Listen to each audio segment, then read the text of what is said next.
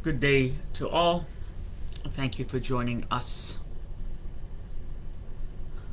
at the Chai Academy.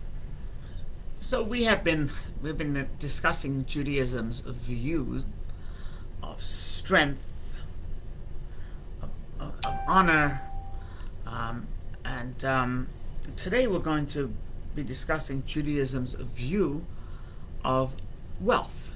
Ezo Asher, as Ben Zoma said, Ben Zoma, Shimon the son of Zoma, said in the Mishnah, who is wealthy? Who is wealthy? And just like with the other things, Ben Zoma teaches us that it's not your conventional understanding.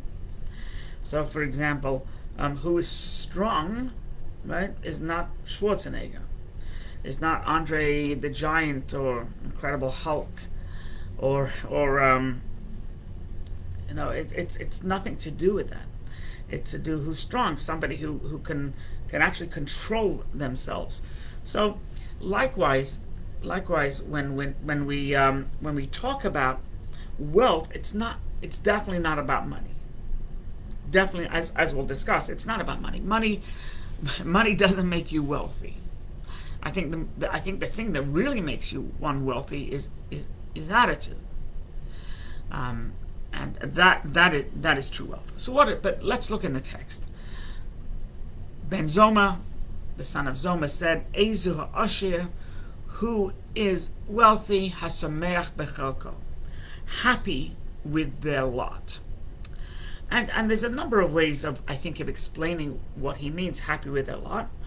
I think the most basic understanding is that you're not just crazed and relentlessly pursuing wealth, just where you work 90 hours a week and you're obsessed with it, and you avoid coming home for dinner because of it, or you cannot get away from the office on the weekends, etc.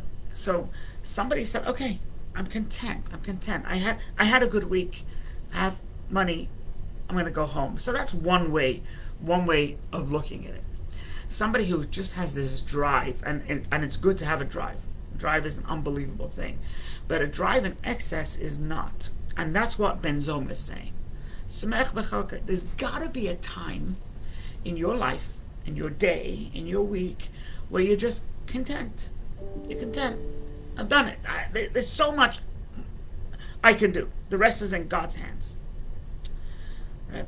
I forget which rabbi, he says, who made this comment, which is so profound. He says, "What good is wealth if it does not make you happy?"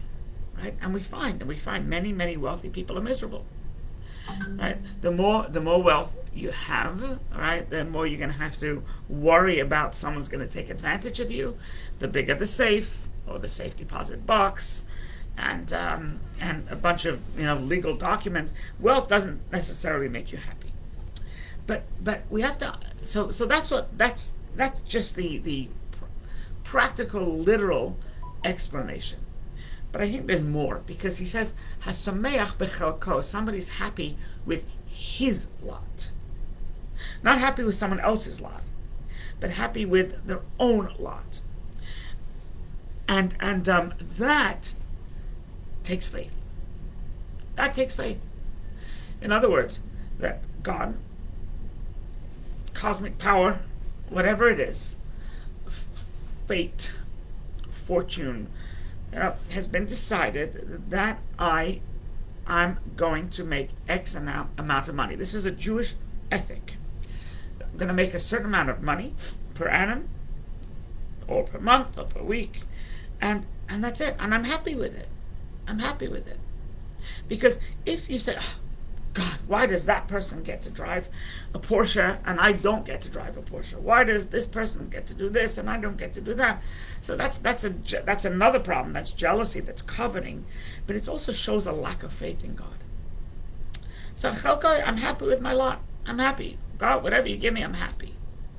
And by the way, a person should be happy.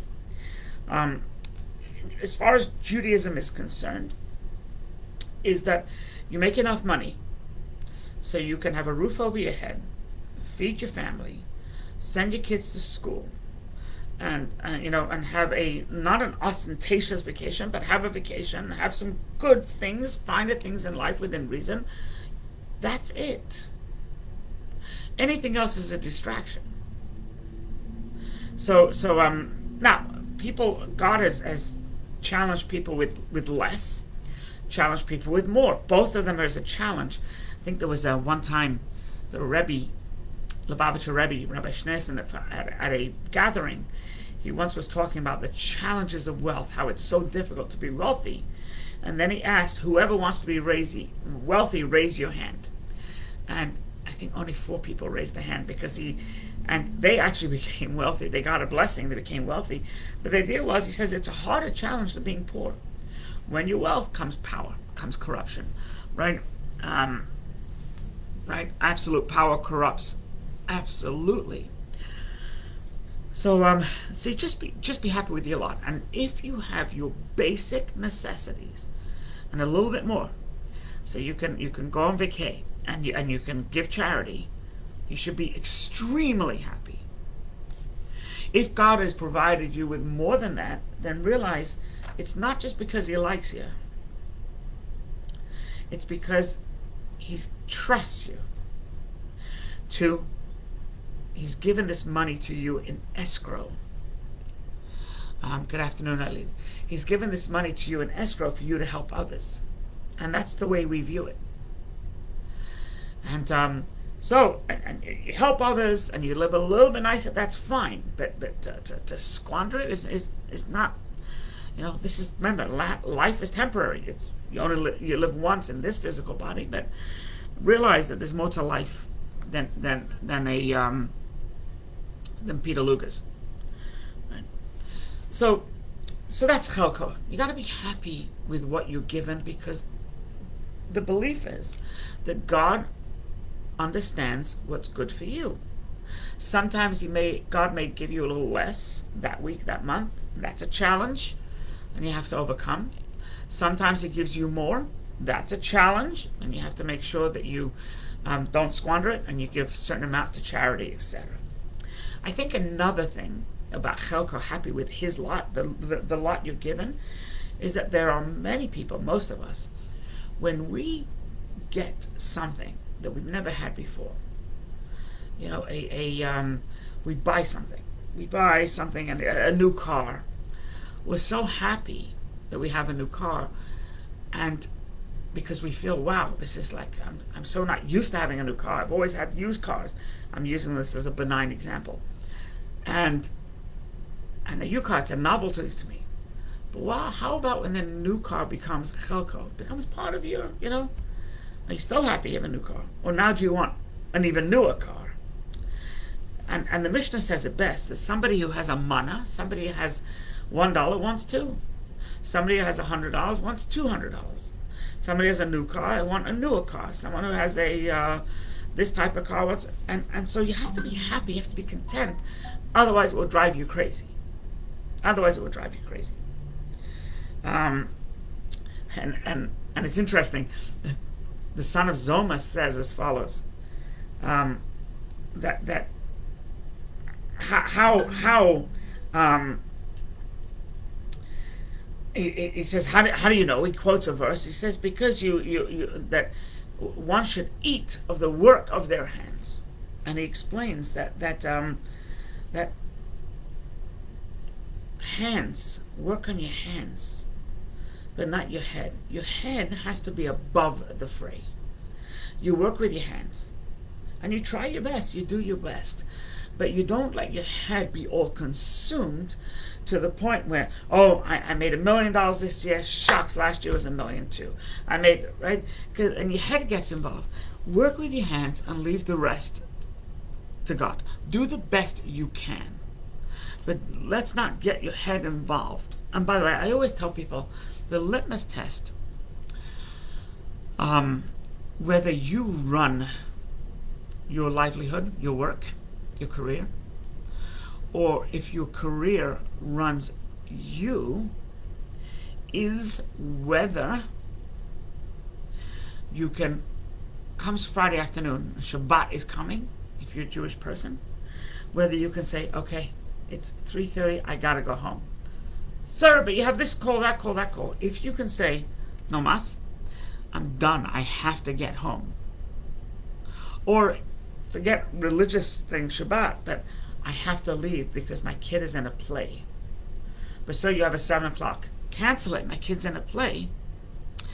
If you can leave and you can get out and do the things you need to do, it's your responsibility. Whether it's a responsibility to mankind, to your family, to your children, a responsibility to God, whatever it is, then you know you run your work.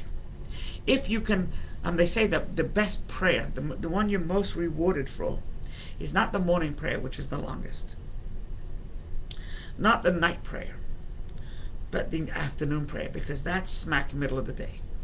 And you're going to have to take 10 minutes out of your day, leave the conference room, or delay your meeting, or work around your time, and pray the afternoon prayer. Doesn't take long. But if you can do it, it shows that God is more important to you than meeting with the banker. So try and keep your head out of it. In fact, there's a Talmud, fascinating piece of Talmud. It says that every parent has an obligation to teach their child a few things. It's an obligation. One of them is to teach them Torah, values, morals. Right? What does the Torah want from us? How to be the best person we can be. That's A. B. The second thing we have to teach our children is a career. Make sure that they are fit to go out to the working world, have some skill. It could be a degree, it could be not a degree. I don't think the Talmud says you have to have, a double master's. Just they have the ability to make money. If they come to your business, then that's great.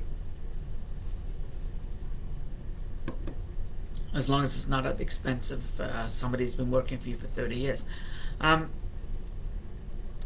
you have to teach them a career. And the Talmud explains why. He says if you don't teach them a career, they're going to have to resort to thievery. They're going to resort to chicanery, deception. So therefore, you teach them a way to make money, an honest to God way to make money. And then the Talmud says, and you have to teach them how to swim. Because God forbid, if you don't teach them how to swim and they find themselves in the water, they can drown. So, it's an elephant in the room. Swim.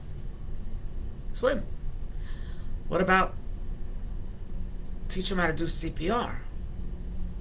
Save a life. Save your kid's life. What about teach them self-defense? What about teach them how to shoot a pistol? What about teach them, right, how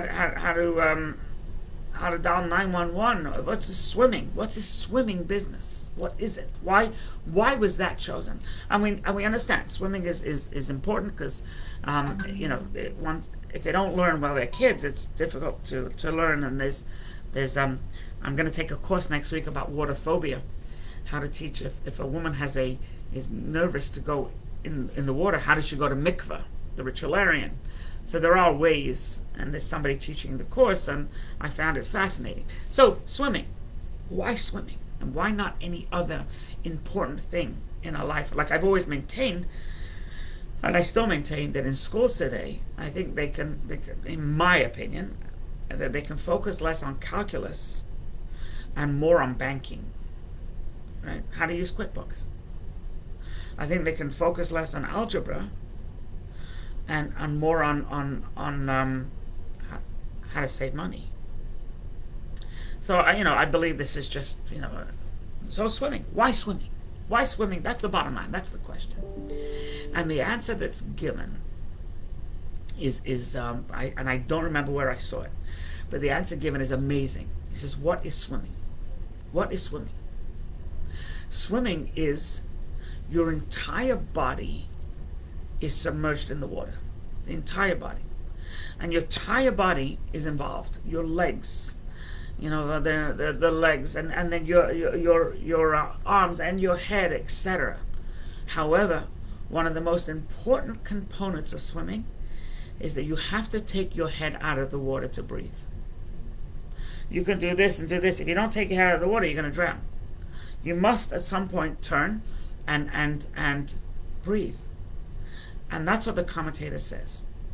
Teach your kid how to live in this world with every part of them. However, the head must be raised above the tumultuous waters of life. Make sure they stay above the fray. Make sure that they remain aloof from nonsense, and they're not sheep and follow a crowd and descend into something that was terrible because everyone else did it. Keep your head above water, and that goes in tandem with work with your hands and not with your head. There was the fifth Lubavitcher Rebbe, actually. There's a story about him. And the fifth Lubavitcher Rebbe, there was this fellow who was one of his prize students in yeshiva. He ran a yeshiva, and one of his prize students got married and went to work, left the yeshiva, which is reasonable. You get married, you're no longer about you. You're gonna, you're planning to have a family, and he went into the rain boots business, basically. Different types of boots from from mud and rain, etc. Eastern Europe, don't forget. And one of the things that he did was galoshes, which is like the totes over boots, right? Where you have your regular shoes, and you put these rubber coverings over your shoe. Walk in the snow. When you get to your office, you take them off, and your shoes look as good as new. So one time he asked this guy, he says, I haven't seen you in a while. I haven't seen you study in a while. I haven't seen you pray in a while. Where you been? He goes, I'm so busy with my new business, of the rubbers, the overshoes. To which the fifth Lubavitcher Rebbe said, overshoes, I've seen. But overshoes over one's head, that I've never seen. Implying that you're so involved in these totes, in these galoshes, you're so involved that you can't even think straight. It's affected your head. Realize, what is it? It's an overshoe. It has to go over overshoes, and let it not dictate your life. A person's career should not dictate their life. Otherwise you won't be happy. And Ben Zoma says, be happy. The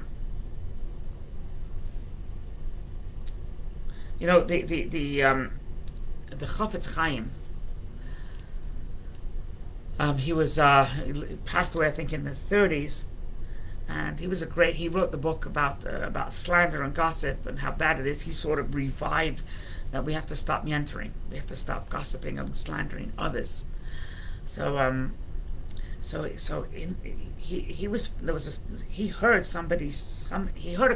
overheard a conversation, and the conversation went as follows.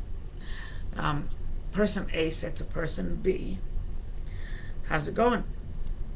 So person B says, thank God, it's going well. He says, you making ends meet? So the fellow responded, a little more from God wouldn't hurt. To which at that point the Chafetz Chaim interjected, and he says, who said it wouldn't hurt? Who said if you made a little more it wouldn't hurt? Maybe it would hurt. Why don't you rely that what God is doing for you is correct? A little more wouldn't hurt implies you know more. You know better. Right? Another comment that he was famed of saying was that if you lack time because of your career, then you're not even wealthy. You're not wealthy. You're unwealthy. Aside from being unhealthy, you're unwealthy because no time, then you have no wealth. Once again, it dictates. So how how does one get to the point where they're happy with their lot? Whatever they've gotten. Whether they've earned $5,000 this week, whether they've earned $2,000 this week, whether they had a bad week, a great week. How do you get to the point where you can just be happy? So I think the first ingredient is faith. Second ingredient, faith that, I believe in God. It's not random, it's not happenstance. I have to work because I have to do my part. There's a partnership here. I can't just say, come on, I have faith. You have to do your work, right? There's also trust that God is doing what's best for you. And then there's something else. There's another component here. Is that anybody who has delusions of grandeur, I should be wealthy. I should be living in that house. I should be, living on the nicest house in the neighborhood. It's me. It's my. I'm deserving. I have the intellectual prowess. I have the work ethic, etc. Me. So, the thought is as follows. And this is also the Chavetz Chaim, by the way. The thought is as follows. When a person walks in the street, and they're plodding along on their own 2 feet, and they're walking 1 foot in front of the other, and they see a flock of birds. Not for 1 minute, not for 1 second does a mentally healthy person say, I deserve to have wings and fly, instead of walking on this dirty pavement. I deserve to fly. I deserve to be able to have wings, flap them graciously, and be able to ride along, fly alongside the Long Island Railroad instead of being in the Long Island Railroad with dregs of society. I should just be soaring. I should be able to do that. Now, a normal person wouldn't think that. Likewise, I think that we don't live in a monarchy, which, by the way, today's President's Day, just on a tangent, I think we're talking about wealth, and I think we have to give credit to George Washington, right? He could have been king. He could have been king of the United States, king of America. He could have had all the wealth, all the prestige, but he didn't. He wouldn't hear of it. People were pushing him. Hamilton would not hear of it. We've left that. We're all equal. Tremendous. Just tremendous that he gave up all that honor. He gave up all that wealth. And we're talking about wealth today on President's Day. But so if you lived in the times of, I don't know, Henry VIII, and you were a commoner, right? Or Richard the Lionheart, whatever, and you were a commoner, you wouldn't have in your wildest dreams that you're going to marry the princess or you're going to marry the prince. You just wouldn't have it in your wildest dreams because, you're a bumpkin, you're a commoner, and it's not going to happen. And that's it. End of story. You don't ruminate and regurgitate and you're not in a depressed state over it. You accept it and you move on. So the Chavetz Chaim says this is the attitude that a person must have, right, in terms of their social status. Remember, you have to work. Not working is unacceptable in Judaism. But you have to have, you work, you do your best, rely on God, and whatever happens. Right? And if you say, well, God, I have to have as much money as Bill Gates, then you're a bumpkin. Then you're delusional.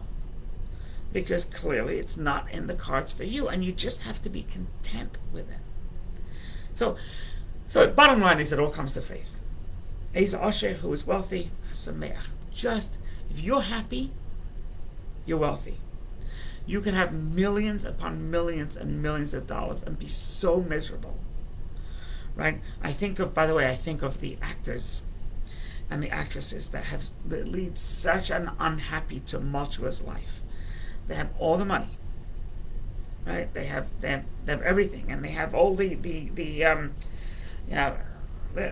whether they drive their own fancy cars or they get chauffeured and they private planes or first class or whatever, but they're not happy. So Ben Zoma is actually spot on. Who's happy? Who's wealthy? Someone's happy. If you're happy, then you're happy. If your happiness is dependent on outside factors of wealth, prestige, power, social status, being invited to the Met, or not, you'll never be happy. You'll never be happy. So it's just to look around, and here's the bottom line. I'm healthy. My spouse is healthy. My kids are healthy. And I can make ends meet. Thank you. Wow. I'm a lucky man. I'm a lucky person. I'm in the top 1%. And right, because you hear about the top 1%, top 1%, top 1%. Well, first of all, we probably are top 1%. I mean, if you want to compare us to those living in other countries or other continents, those that live in the United States, you and I, the fact that we're on Facebook Live and we have a computer and I have a camera and a mic, I'm definitely in the top 1%. But if you're happy with your lot, you're definitely in the top 1%. It's not all about the money, right? Money's a tool. In the Torah portion of last week, it says that God showed Moses a coin of fire. He showed him, this is what the size of the coin. He showed him fire. Why fire? Why didn't you just give him a vision? Why fire? It's because money and fire are very similar. Fire can destroy. Fire can also weld and fix. Money can help a lot of people. Money can destroy. So remember, money is not the answer to happiness. Money can be an incredibly destructive force. I think we've discussed it before that a huge percentage of those that win the lottery without earning it, they just win the lottery, end up broke, bankrupt, because they never earned it. And they just abused it. Money could be a terrible force. If you think about parents pass away and the parents have money and they don't have clear instructions, or their instructions could be open to interpretation, there's usually wars within the family. Siblings, warring. If the parents don't have money, there's nothing to fight about. Then there's no fights. Money could be very bad. So money does not buy happiness. It's not the answer to happiness. Happiness has to come from within. Has to be one's attitude that makes one happy. And an extra dollar bill is not going to do it. Having said that, I know myself, and we probably all go through it. And I bring it up because, having said the above, right, is that I have a large payroll here, and when I'm struggling to make payroll, I actually get physically nauseous if I'm getting close, and when you're physically nauseous, you're not happy. You're unwell. When I do make it, and please God, it should continue. It is been blessed that it made it. God bless me. And then I feel actually a little bit better and a little bit lighter.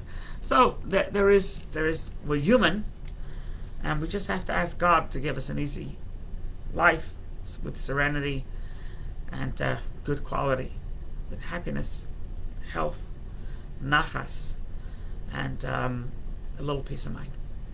If you enjoyed this class, you can review it, thechaicenter.com/academy, or YouTube or Spotify. Please feel free to share it with us. Money is an absolute responsibility. Stephen is correct.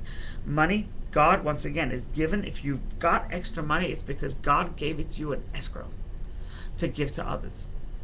God didn't give it to you, once again, because he's just enamored with you. He didn't bless you. He blessed you because he trusts you. And that's what we said. Be well, and only good things. Go make a lot of money, but more importantly, give a lot of money. And more importantly, be happy.